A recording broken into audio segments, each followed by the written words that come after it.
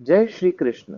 भक्तों, आप सभी को चैत्र मास के कृष्ण पक्ष की पावन पाप मोचनी एकादशी की हार्दिक शुभकामनाएं। आज के इस वीडियो में हम जानेंगे कि पाप मोचनी एकादशी का व्रत कब करना चाहिए, इसकी सही विधि क्या है और यह व्रत इतना महत्वपूर्ण क्यों माना गया है। शास्त्रों में बताया गया है कि यह एकादशी मनुष्य के बड़े से बड़े पापों को भी नष्ट करने की शक्ति रखती है।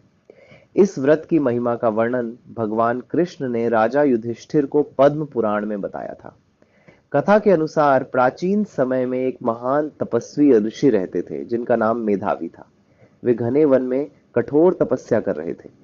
उनकी तपस्या इतनी प्रबल थी कि देवताओं के लोक तक उसका प्रभाव पहुंचने लगा।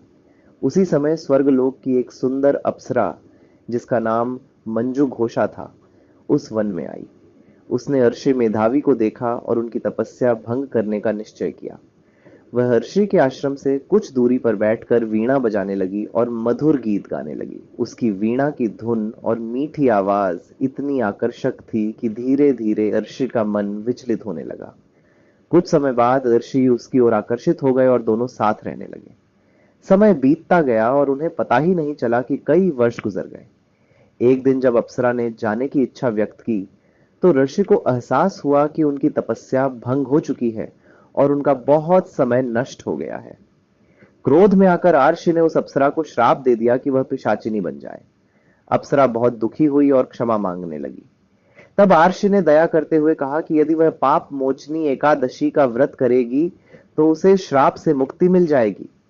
बाद में उस अप्सरा ने विधि विधान से पाप मोचनी एकादशी का व्रत किया और उसे अपने श्राप से मुक्ति मिल गई।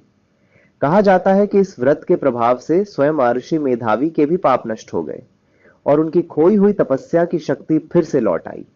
इसी कारण शास्त्रों में कहा गया है कि पाप मोचनी एकादशी का व्रत करने से मनुष्य के बड़े से बड़े पाप भी समाप्त हो जाते हैं और भगवान विष्णु की विशेष कृपा प्राप्त होती है।